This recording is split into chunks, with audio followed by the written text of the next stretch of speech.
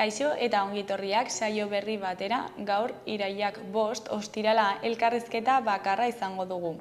Gaurkoan platoan, Maite Belasko eta Itziar Agirrebeitiarekin egongo gara hizketan. Adinekoen elkarlaneko bizitokiak diren etxekide proiektua abian jarri dute Txandreako auzoan eta honen inguruan hitz egitera datoz. Baina elkarrizketa honekin hasi baino lehen goazen gure betiko edukia ikustera.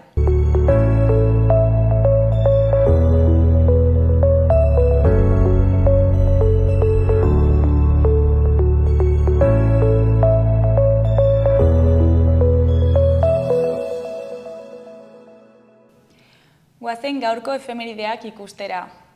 Gaurko egun batean, baina 1917an Aebetako poliziak ubibikoitza ubebikoitza sindikatuko 165 langile atxilotu zituen. Onartu berria zen espioitzaren legean oinarrituta Lehen Mundu Gerrako errekrutamendua oztopatzea leporatu zieten, gudari aurkakotasuna adierazteagatik. Garai haietan langile mugimenduak indar handia zuen eta haren aurkako kanpaina hasi zuen gobernuak. Urte bat beranduago, 1918ko irailaren 5ean, Euskaltzaindia sortzea erabaki zuten Hego Euskal Herriko 4 aldundiek Oñatin. Eusko ikaskuntzaren lehen kongresuan bilduta euskararen ikerkuntza eta zaintza burutzeko erakunde bat sortzea adostu zuten. Euskal Pizkundea mugimenduaren bultzada betean gertatu zen sorrera. 1919ko urrian eratu zen juridikoki eta lehen 4 euskaltzainak hauek izan ziren: Resurrección Maria Azkue, Luis Eleizalde, Julio Urkixo eta Arturo Campion. 1920 eta 1936 artean euskera buletina argitaratu zuten, baina frankismoarekin batera eten zen erakundearen jarduna. 1946an berriro biltzen hasi zen Euskaltzaindia eta 1978an euskara batzeko proiektua abiatu zuten.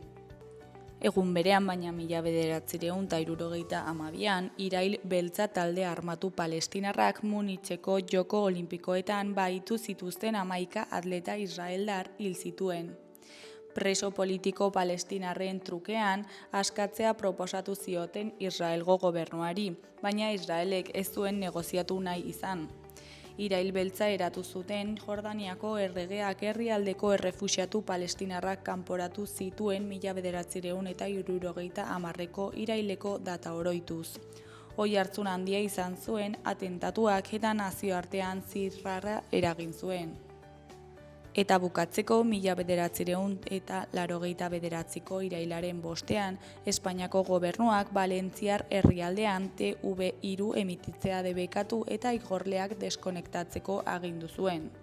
Kanal 9 telebista valentziarraren frekuentziak okupatzen zituen aitzakiak egin zuen errepikailuen aurka. Hala ere, herritarren antolakuntzari esker, TV3 igortzeko errepikagailu berriak ipini zituen Akzio Kultural del País Valencia erakundeak. Etengabeko isunak jaso zituen, haiei aurre egin ezin eta 2011an ACPV igorleak deskonektatzea erabaki zuen arte.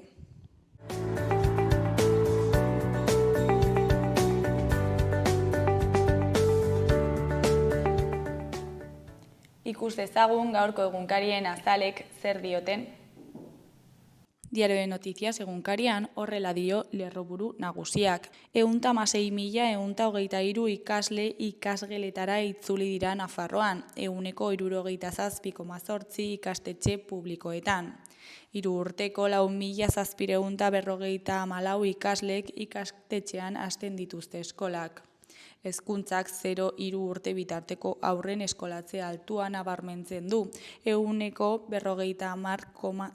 B eta D euskara ereduak 27.334 dira ikasturte honetan. Argazki nagusian, Atletiki irabazi dio Osanbelaren golari esker, Atletiki irabazi dio eta 3. Euskal Kopa lortu du. Honen titularrean Osasunak Euskal Herriko txapela irabazi du. Beheko aldean dauden hori koloreko berrietan, alde batetik, 16. Nafarroako komikiaren aretoa. Beste alde batetik, lan partia hasi da. Jarraian, noblea, Carlos Hirugarrenaren inguruko kontaerak. Eskuineko zutabean, alde batetik, epaileak 2014tik 2024 zerdani egindako ordainketen xehetasunak eskatu ditu. Beste alde batetik, unibertsitateko errepideak noranzko bakarreko trafikoa izango du. Jarraian, Mirentxu Loiarte Nafarra Euskal Zinemaren aitzindaria 87 urte dituela hilda. Ondoren, 13 urtetik beherako bat ziun bilatu hortan izandako quad istripu baten ondorioz.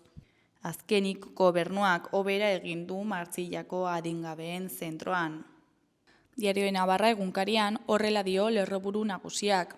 Zerdan kasua suspertu egiten da, epaileak datu gehiago eskatzen ditu, peos hori egindako diru sarrera eta doaintzei buruz.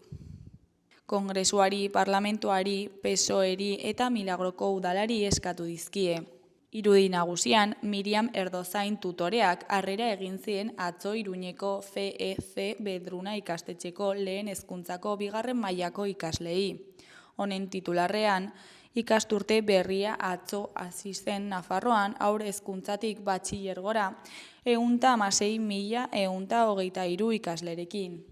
Eskuinaldeko berrietan batetik erreginen eta Bianako printzesaren Leonorren bisita amaitu dute Nafarroan. Bestetik fiskaltzak mugikorreko grabazioekin egindako delituen gorakadaz ohartarazi du. Jarraian Nafarroako Unibertsitateko errepideak norabide bakarra izango du. Goiko aldeko berrietan batetik iraila jaiez beteta dator Nafarroan. Bestetik, modak negar egiten dio Armani bere azken enperadoreari. Bukatzeko gaur 2025-2026 eskualdeko futbolaren gehigarria. Gara egunkarian, honen titular nagusian, Aburtoren arabera, giza legerik gabekoen talde batek kalte egin zion hiriaren irudiari. Bilboko alkateak bueltako etapan gertatutakoari neurtutako erantzun batean, elkartasuna adierazi dio Palestinari, ondoren protesta zilegia eta manifestari intoleranteak bereizteko. Oposizioa kritikatzen du. Argazki nagusian aurreko belaunaldiaren lekukoa hartzeko eta Euskal Herria askatasunerantz bultzatzeko garaia dela aldarrikatzeko Ernaiko 100 gazte baino gehiagok deitu zuten atzo irailaren 14ko manifestaziora Donostian. Honen titularrean Ernaik hilaren 14ko martxara deitu du Donostian. Erdiko berrietan, goikoan, Bilbon abalaren zain tentsionatutako bizitegi merkatuko eremu gisa. Behekoan, lakuaren gaitzespenak Euskal Herriko pentsiodunen mugimendua haserrerazi du. Eskuineko lerroburuan, Fouad Baker palestinar legeari eta aktivistaren arabera, Euskalduna gure historiaren parte denean. Beheko aldean batetik Carla Simon zinemagilearen hitzak ditugu. Funtsezkoa da pertsonala politikoa dela ulertzea. Bestetik iritsi da atala dugu. Bertan alde batetik udakoei jarraipena ematen dieten ezinbesteko hitzorduak iritsi dira Zarautzera, Donostiara eta Ordiziara. Beste alde batetik Bizkaiko eta Nafarroako hainbat herritan oraindik bada festa egarria asetzeko aukerarik. Amaitzeko Boga-Boga festivala 30 izen inguruko kartela dauka. Berria egunkarian berriz argazki nagusian babes ofizialeko etxebizitza blokeak Bilbon Arangoitik ikusita. Honen titularrean Bilbo tentsio handiko eremu. Urrian sartuko da indarrean etxebizitza alorrerako atzo onartutako izendapena eta ordutik alokairuaren prezioa ezin izango da igo kontsumo eta etxebizitza prezioen indiziaren gainetik. Honen beheko berrietan, argazkian Edorta Jimenez dugu. Honen hitzetan artefaktu literario bat eman du argitara Edorta Jimenezek. Bestean auzitegiek ebatzi dute Gipuzkoako Aldundiko zantzaileek ez dutela euskaraz jakin beharrik EAEko justizia auzitegi nagusiak. Eskuinaldeko zutabean, alde batetik, bueltako etapa balio gabe uztea garaipentzat jo dute protestaren antolatzaileek. Beste alde batetik, Israelek Gazan atxilotutakoen laurdenak soilik dirak matxinoak, eta 75 zibilak. Jarraian, Googleri 325 milioi euroko isuna jarri dio Frantziak, Gmaileren publizitatea sartu zuelako baimen gabe. Ondoren, Hondarribiko alarde baztertzailearen antolatzaileek helegitea jarri diote udalaren dekretuari. Goiko Berrian, San Juan eta Izuntzea Kontxarako sailkatu dira, Urdaibai, Orio, Zierbena, Hondarribia eta Getariaren ondoan. Euskal Herria Irratiari dagokionez, honen titular nagusian, Elisa Uharteren arabera, Palestina askatzeko eskatuko dugu Tutera eta Hendaia arteko ibilaldian. Palestinaren aldeko ibilaldia burutuko dute datozen 2 asteotan. Ebrotik Kantauri itsasoraino eginen dute bidea. Modu honetan, Jordan ibaietik Mediterraneo itsasora iristen den Palestinako lurraldea gogora ekarriz. Tuteratik irailaren 12an abiatuko da eta hilaren 20an amaituko da Hendaian. Palestinaren alde Euskal Herri osoan zabalduta dagoen elkartasun sare herritarraren laguntza izanen dute. Bide batez, okupazioa eta genozidioa babesten eta sustatzen duten enpresak eta erakundeak salatuko dituzte. Eskuineko berrietan, Goikoan, ikasle nafarren 30%ak ikasiko du aurten euskarazko D ereduan. 3 urte bete dituzte 1404 ikasle berri matrikulatu dituzte D edo B ereduetan. Nafarroan, adin guztiak kontuan hartuz 27.334 ikaslek ikasiko dute euskaraz. Matrikulen 67,8% ikastetxe publikoen sarean izan da. Bekoan, Etxekideko Itziar Agirrebeitiaren arabera autogestioa dugu helburu eta horretarako zainketa sistema bat garatu dugu. Etxekide, etxebizitza kolektiboa eraikitzen hasi dira eta 2027ko amaitzea aurre ikusten dute. Zahartze duin eta aske bat izatea da bertan biziko diren 33 lagunen helburua.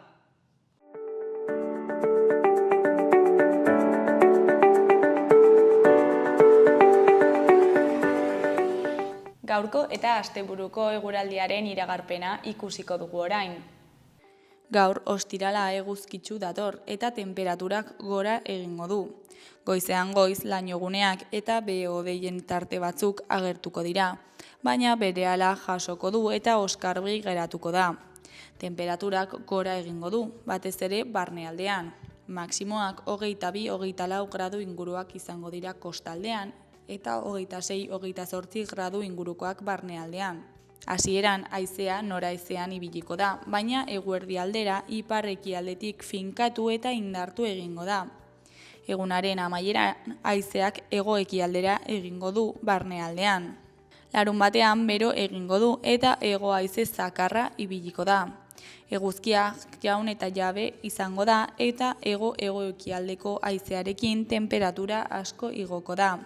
30 graduren muga erraz gaindituko da eta bereziki Kantauri isurialdean. Haize bolada zakarrenak mendi inguruetan neurtuko dira, batez ere ekialdean dauden mendietan. Ebro ibarrean goizean goiz behe lainoa sor daiteke. Igandean lainotuago egongo da eta tenperaturak behera egingo du. Goizaldean eta goizean goiz hegoaldeko haizeak zakar joko duenez oso gutxi freskatuko du. Goizak aurrera egin ahala hego haizea ahuldu egingo da eta eguerdi aldera eta kostaldetik hasita ipar-mendebaldera egingo du. Temperatura maximoak jaitsi egingo dira, hala ere uda sasoiko balioetara iritsiko dira. Kostaldean 26-28 gradura eta 30 gradura erdialdean eta hegoaldean. Erdi mailako hodeiek eta goi-hodeiek zurixka kolorea emango diote zeruari. Zenbait momentutan hodeiak trinkotu egingo dira eta euri apur bat egin dezake, probabilitate handiagorekin egunaren bigarren zatian.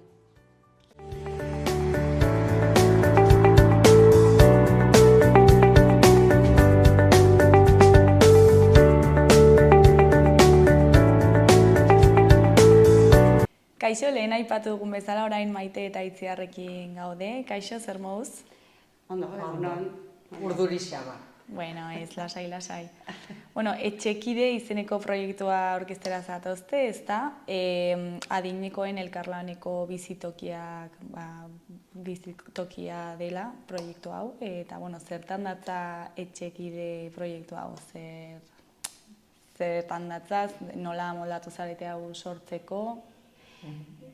Bueno, a ber, hitz gutxitan igual, Etxekide esan dezakegu dela, zainketa komunitarioko zerbitzu bat.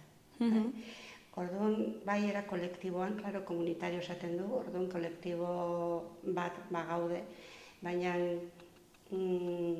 hau zerbitzu esaten dudanean da, eskubide sozialetako foru dekretu batean, 92an eskubide sozialetako departamentuak berritu zuen erresidentziak eta beste zerbitzu batzuk regulatzen dituen dekretua, foru dekretua, eta horren barruan jaso zuten adinekoen elkarlaneko bizitokia izendapen horrekin.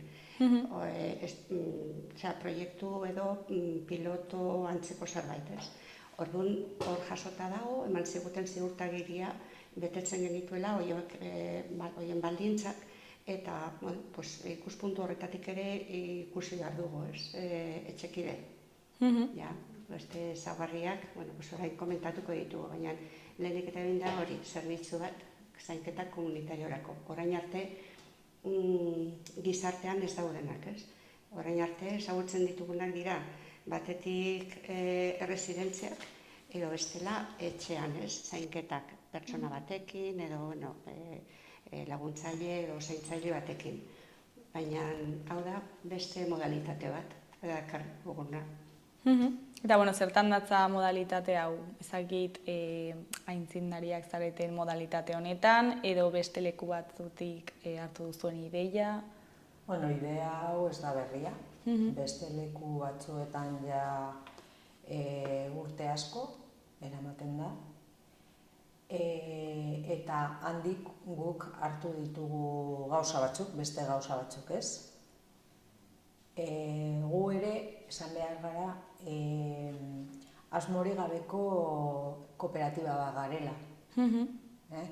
Eta erregimenean, lagapeneko erregimenean gaude. Gu ez gara jabea, oruberen jabea kooperatiba da. Gu bakarrik erabiliko dugu han egongo garen bitartean.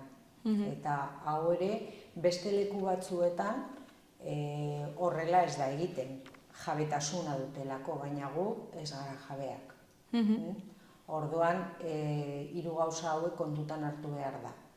Orduan, amankomunean zer dugu beste leku batzuetan egiten ari denarekin, amankomunean bizitzeko arauak guk egin ditugula, eta nahi dugu denen artean laguntzaren bidez azken etapa hau konpartitzea. Osea, kooperatiba bat eratu duzu, ezta? Eta orubea horren parte da, osea, jabea kooperatiba da, eta zuek kooperatibaren parte zarete, eta norbait gehiago sartzen baldin bada kooperatiba horretan, imaginatzen dut ere, horren parte eta orube horretaz disfrutatu dezakeela. Eta orube ez da gurea. Erabiliko dugu 75 urterako. 75 urte pasa eta gero, orubea eta erekina egina pasatuko da udal hirira. Eta orain nor da jabea? A ber, orubea da udalarena, bai? Udalak utzi zion erabileran eskubide sozialetako departamentuari, eta eskubide sozialetako departamentuak horretan oinarrituta, lehen aipatu dudan foru dekretu horretan oinarrituta, horregatik orubea da dotazionala, ekipamendukoa. Utzi zigun guri 75 urtetarako. Kontzesio administratiboa da teknikoki horrela, eta orduan guk bai daukagula 75 urte horietarako jabetza, baina gero bukatuko da urte horiek pasata.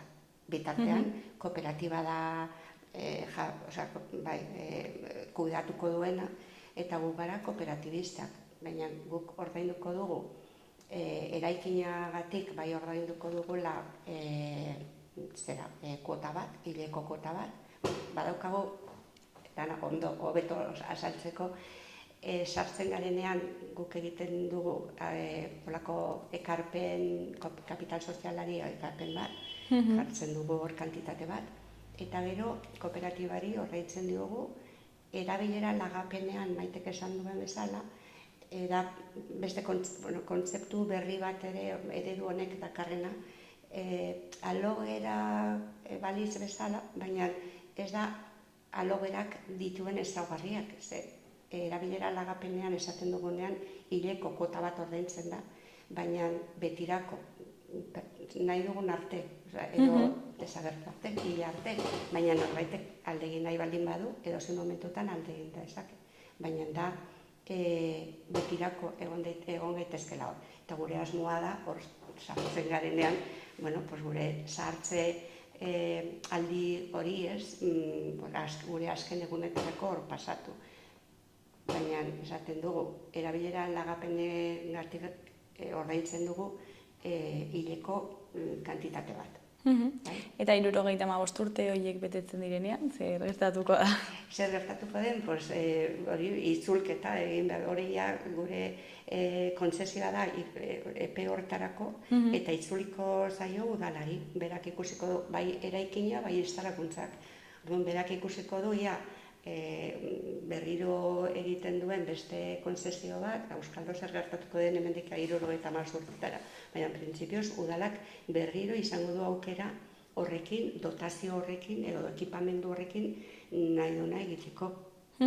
Hori da, ondo funtzionatu badu, imagina dezakegu jarrituko duela. Gure asmoak ondo baldin badoaz, eta ereduak funtzionatzen badu gizartean, zahartzerarako modalitate bezala, zergatik ez egingo du bertan bera horrekin. Ez dakigu. Eta hau Txantrea auzoan egongo da, zergatik erabaki duzue Txantrean hau egiteak? Txantrearena, bai, egia da kide batzuk lotura zuzena dutela Txantrea auzoarekin, baina Txantrean gaude Orube dotazionala han zegoelako. Aurkeztu genuen lehiaketa batera, eta aurkeztu zen Orube bakarra hangoa zen, eta horrezagatik Txantrean gaude. Eta zeintzuk dira honen helburuak, edo ezakit beharren bat zegoelako osatu duzuen? Beharrak zahartzerarako ezagutzen, orain arte gizarteak eskaintzen dituen modalitateak dira edo erresidentziak, eta askotan erresidentzia batera joateko hartzen da erabakia hartzen du pertsonak izan daiteke, edo bere senideak egoera beharren arabera, baina askotan erabakiak hartzen dira modu azkar eta gehiegi pentsatu gabe residentzia batera. Eta erabakiak egoiliarriak ez dituzte hartzen. Han sartzen dan pertsonak ez du bere bizitzaia badago antolatua, hori batetik. Eta gero, beste alternatiba da etxean, beharrak agertzen direnean hitz egiten ari naiz. Beharrak agertzen direnean askotan kontratatzen da pertsona bat, edo senideak dira zaintzen dutenak, askotan esfortzu handi batekin, eta behar bada pertsona bakarra baldin badago etxe batean, zaindari batekin, afektiboki loturarik ez duen pertsona batekin, bakardadea ere erraz ager daiteke, eta proiektu honek ematen dio irteera bakardadeari aurre egiteko modu bada, modu kolektiboan kudeatuko dugu zahartze prozesu hori, eta eta erabakiak hartuko ditugu, residentzietan izango ez duguna, honek ematen du aukera hori, erabakiak jarraitzeko hartzen aldugun momentura arte. Behar horietatik sortzen da. Ez dugula ez bata, ez bestea nahi, ondo ikusten, badute bere funtzioa gizartean, baina guk proposatzen dugu hau beste hau. Gero ere zaharetxeak asko kostatzen, diru asko ordaindu behar da bertan, ez? Nola, parkatu? Erresidentzia batera joateko diru kopuru handia ordaindu behar dela. Baina diruz aparte, nik uste kontutan hartu behar dugu zu joaten bazara residentzia batera, haiek erabakitzen dute nola biziko zaren zu. Eta gu nahi dugu jabi izan. Eta horrezegatik antolatzen ari gara, azken bolada geratzen zaizkigun urteak, nahi dugun moduan bizitzeko eta bukatzeko ere. Eta horrezegatik, guk ere etxekiden sartzeko bizi testamentua egiten dugu, eta orduan hau ere kontutan hartuko da. Nola biziko garen azken urte hauek, ez dakigu zenbat urteak izango diren, baina nahi dugu moduan. Eta guren artean egingo dugu antolakuntza. Ni ez naiz joango lo egiteko 8etan. Gustokoa balin badut 8etan joango naiz, baina bestela 10etan. Eta gero amankomunean egingo ditugu zainketak. Kontratatzeko alegina badugu ere. Behar bada, ja llegatuko da dependentzia momentu bat, guk ezin dugula aurrera eraman, bai, kontratazioak egingo ditugu, baina guk beti gainean egongo gara. Kontratatzeko momentuan ere, asko zainduko dugu etorriko diren pertsonak. Oso gaizki, oso ongi ordainduta, eta orduan orain erresidentzia batzuetan gertatzen ari dena hango langileak ez daude oso pozik, kriston lana dutela, kriston presioa, gu saiatuko gara saihesteko. Bai, elkarri laguntza hori ematearena da xede bat, proiektuaren nahi bat, eta pres gaude, hor gaudenak, baten batek beharren bat baldin badauka horri laguntzeko. Eta hori da ereduaren beste ezaugarri bat, zainketa horiek egitea gure artean. Ez guztiak, noski, egon daitezke behar batzuk, profesionalen lana eskatzen dutenak, baina hori izango genuen ere gure etxean geldituko bagina. Horiek noski eskubide sozialetakoak edo eskaintzen dutenak, edo zen pertsonari eskaintzen diona, beharrak agertzen denean izango ditugu hemen ere, baina izango dugu ere gure artekoena.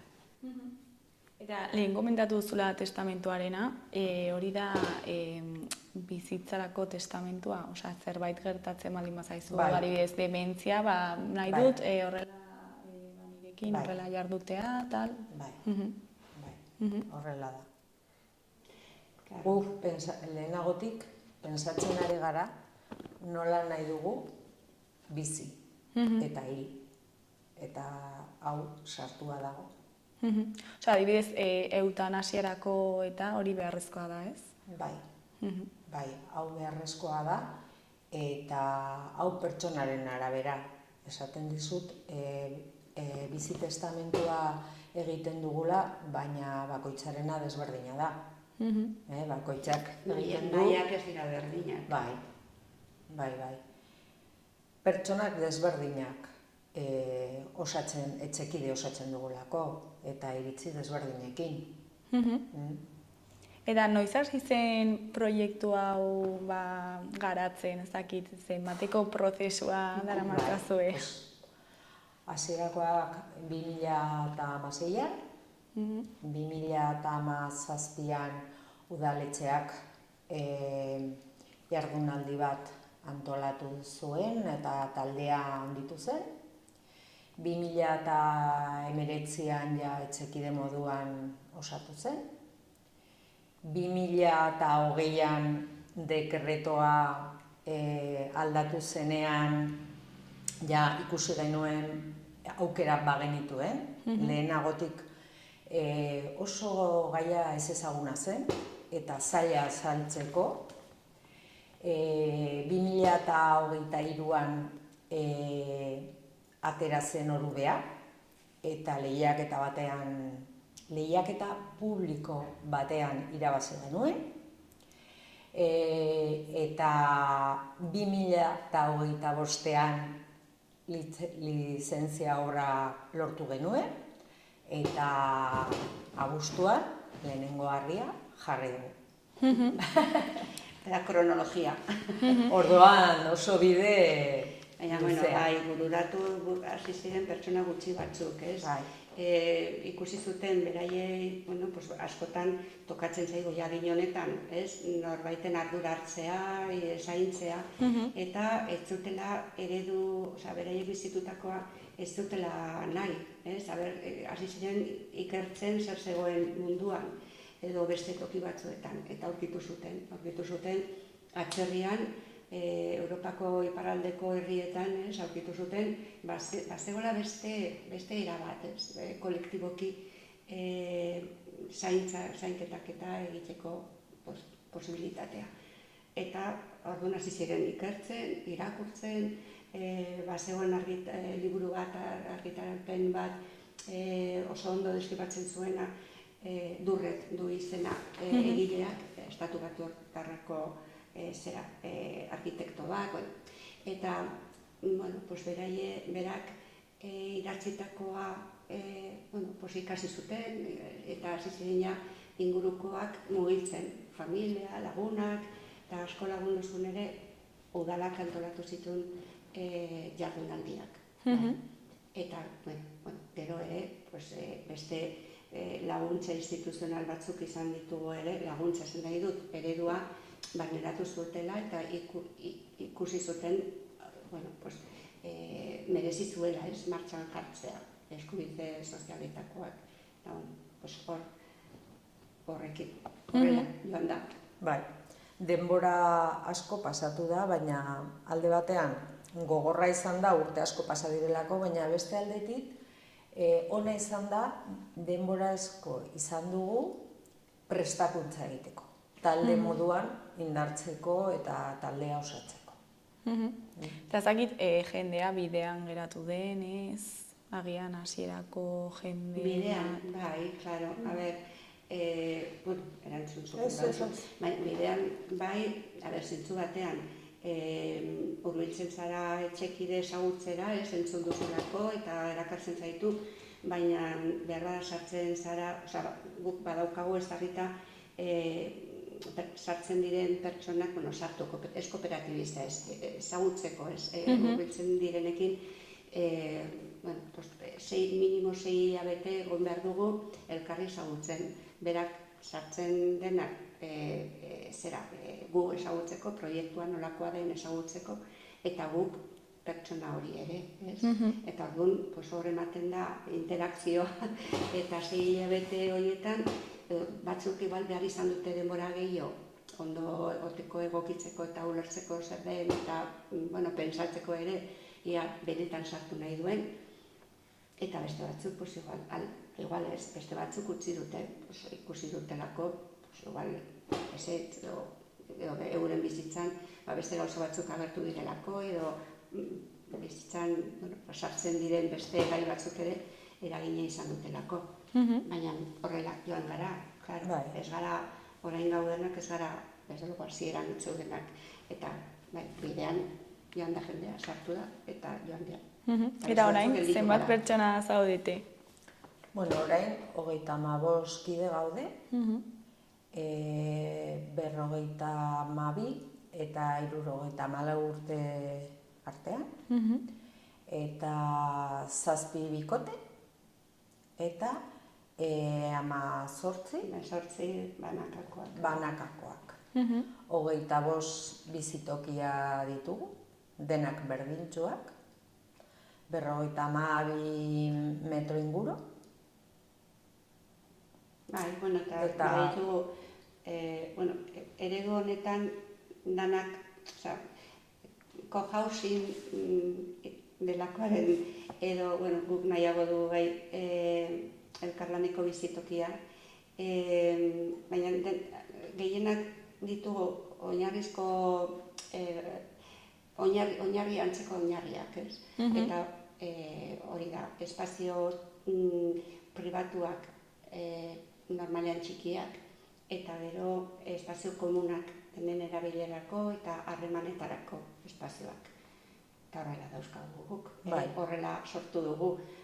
Guk erabaki ditugu hainbat gauza, baina baita ere guretzako espazio txikiak pribatuak, 52 metro karratukoak eta gero espazio komunak. Euneko 38 espazio komunak dira. Eta dena eraikin bakarrean egiteko pentsatua dago, eta gero ere hor zona komunak beko aldean adibidez jarriko dituzue? Badugu beheko solairua eta beste 2 solairu gehiago. Behekoan izango ditugu amankomunean ditugun espazioak. Eta beste zonalde batean ere bizitokiak, eta lehenengo eta bigarrena bizitokiak izango dira. Eta gero izango ditugu ere, amankomunean ditugun espazio batzuk, gu biziko gara txantrean. Eta esan dizugu, txantrean gaude Orubea han zegoelako, baina pozik gaude txantrea oso auzo polita delako, mugitua, eta nahi dugu ere auzoan bizi. Orduan, guk izango ditugu leku batzuk eta irikitak egongo dira auzora ere. Eta auzoan asmoa dugu parte hartzeko. Ze gainera auzoa oso kolektiboa da, ez? Leku handi batean, kanpoan, baratza bat eta baratza komunitario izango da. Auzoarekin partekatzeko. Eta partaideen artean ezagutzen zineten, ez? Pues ez gara lagunak. Bihurtzen ari gara lagunak. Iruñan baten bat nisatu nintzenean Maite ezagutzen duen. Orduan kulturatu jakin nuen Maite hor proiektuan zegoela. Zaila da norbait ez ezagutzea, sartzen bali mazara talde batean. Baina ez, horra esan daiteke ez. Horrezegatik ni pentsatzen dut etxekide oso aberatsa dela, personak desberdinak osatzen dugulako etxekide. Orduan bakoitzak ematen du bere bizitzan zehar duen esperientzia, lana eta autogestionatua delako. Gauza gehienak goren artean antolatzen ari gara. Orduan, denak berdintsuak bagara, ikasten ari gara asko.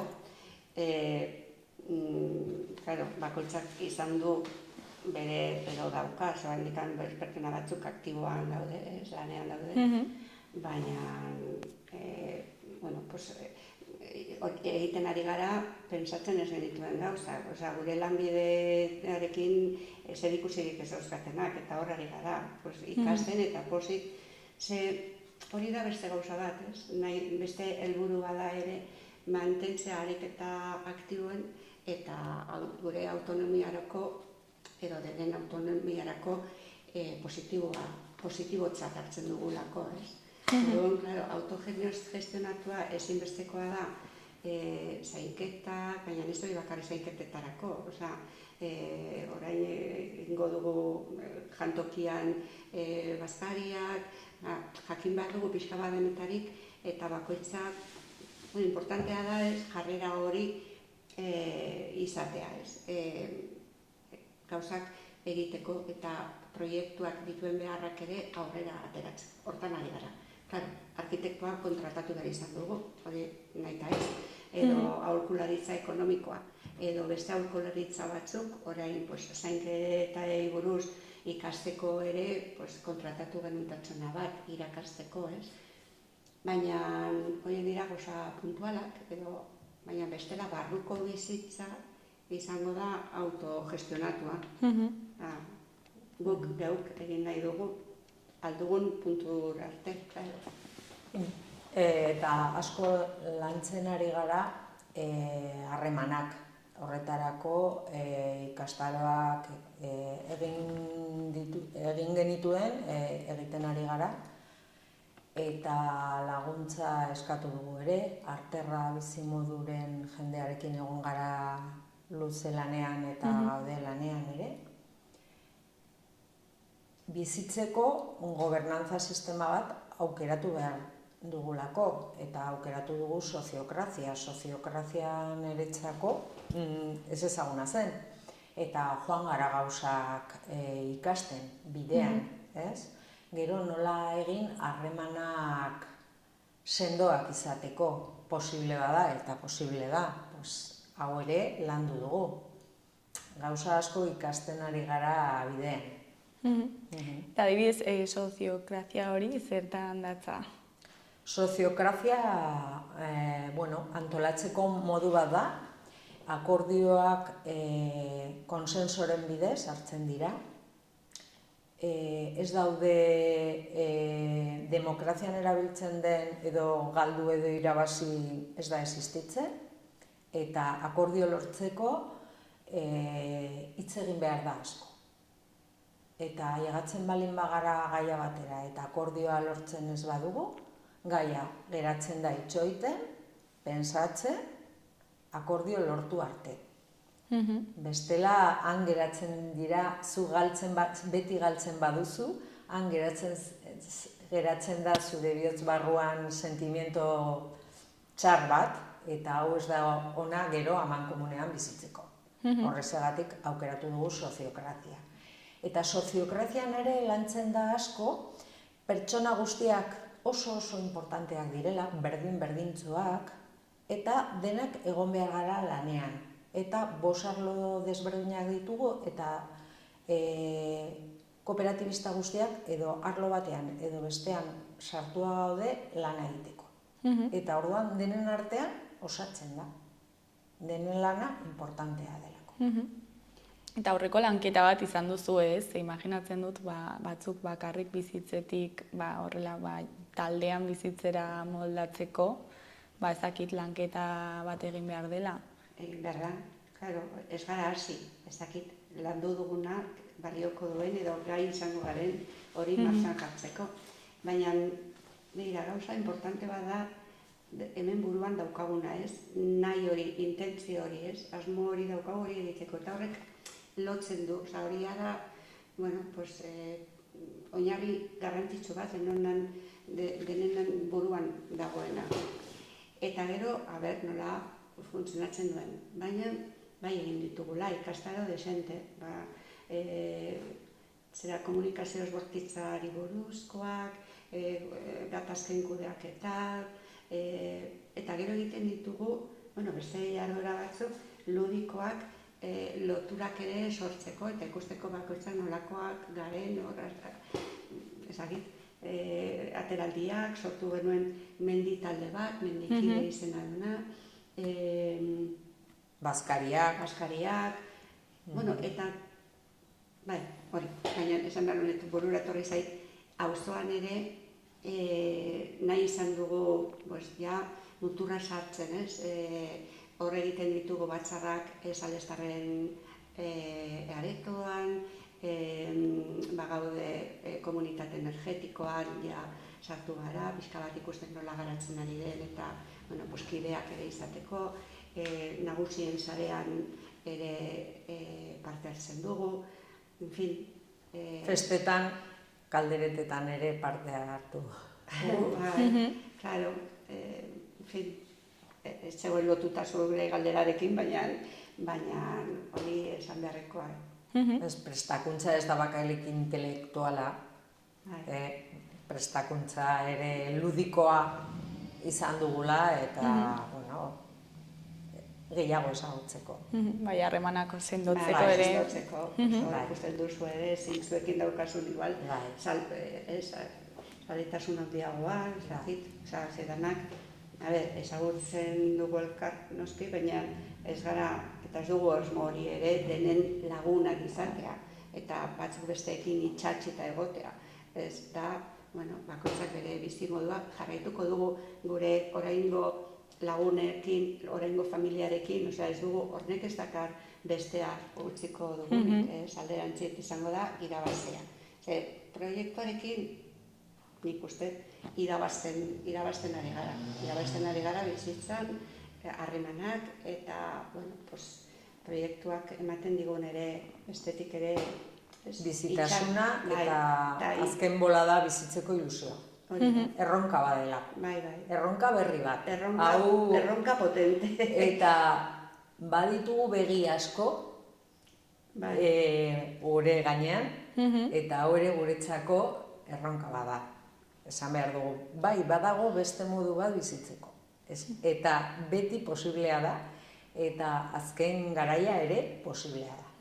Eta eredu bezala agian beste pertsona batzuk egin dezakete. Bueno, badaude ja, badago beste kooperatiba bat, etxekona bat, haiek ere lortu dute orube bat Donibane auzoan, eta ere oso aurreratua daude, eta berehala joango dira.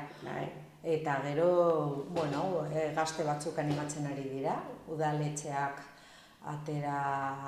atera ditu ere beste orube batzuk, eta orduan eredu hau joango da zabaltzen. Espekulazioaren aurre egiteko modelo bada ere. Etxe bizitza orain bihurtu da espekulazioa ez dakit nola esan, zutabe handi bat. Eta hori ez da, eta landu behar da.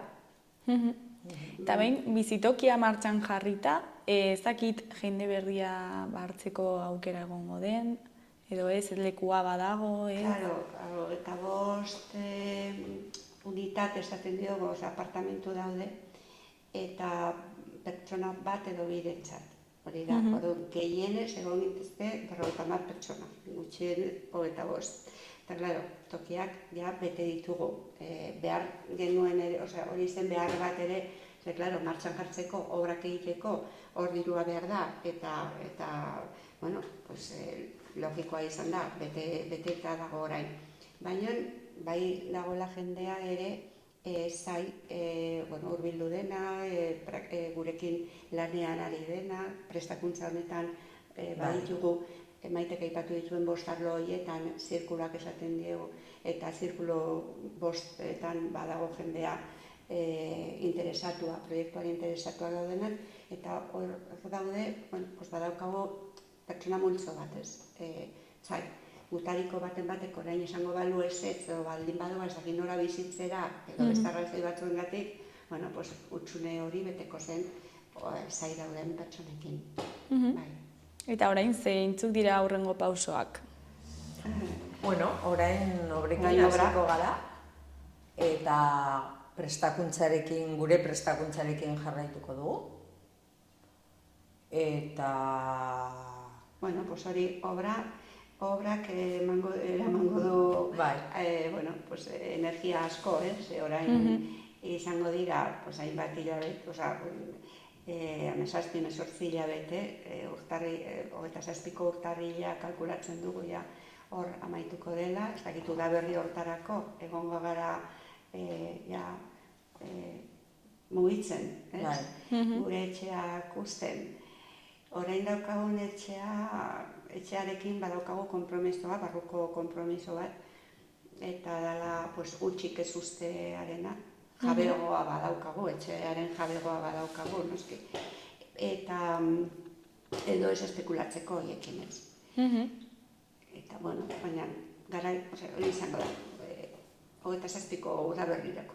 Hori ere da garrantzitsua ez zuen etxe bizitzarekin zer egingo duzuen, ez espekulatzea haiekin, eta zer pentsatu duzue egitea agian? Bueno, eske guren arteko akordioa, Itziarrek esan duen moduan da, utzik ez ustea eta ez espekulatzea.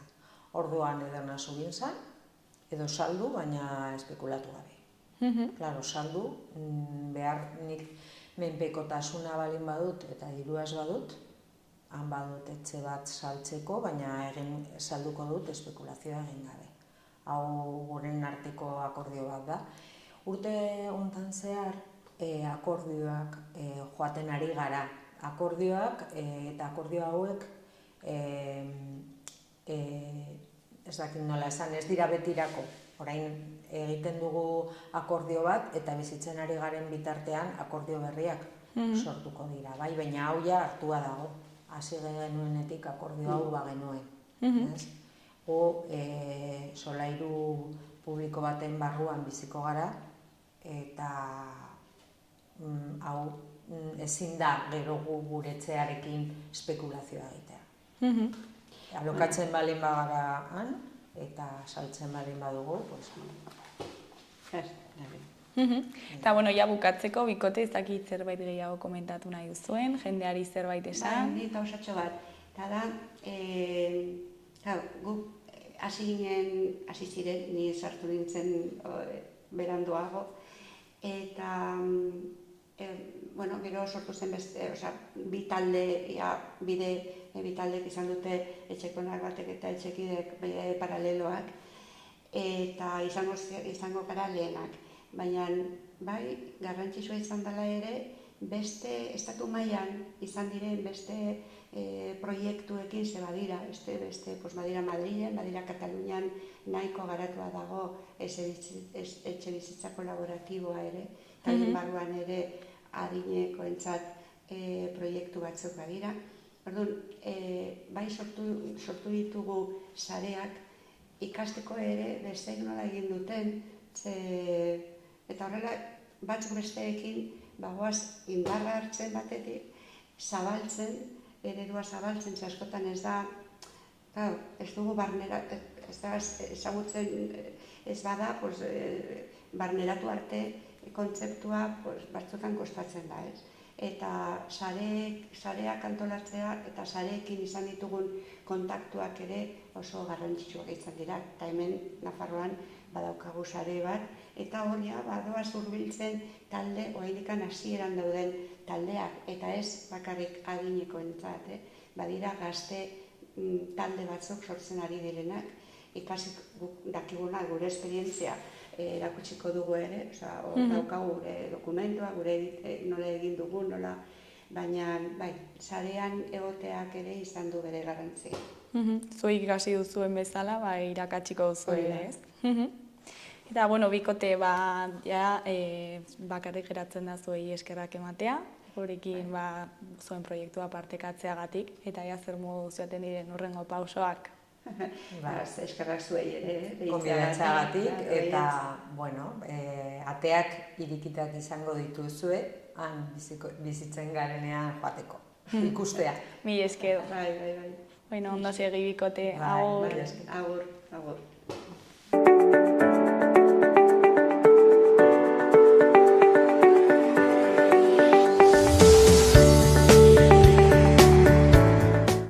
Gaurko hau izan da dena, urtarrilera arte ez dugu magazina programa izango, beraz, urtarrilean ikusiko dugu elkar, eta mila esker zuei denbora honetan gurekin jarraitzeagatik.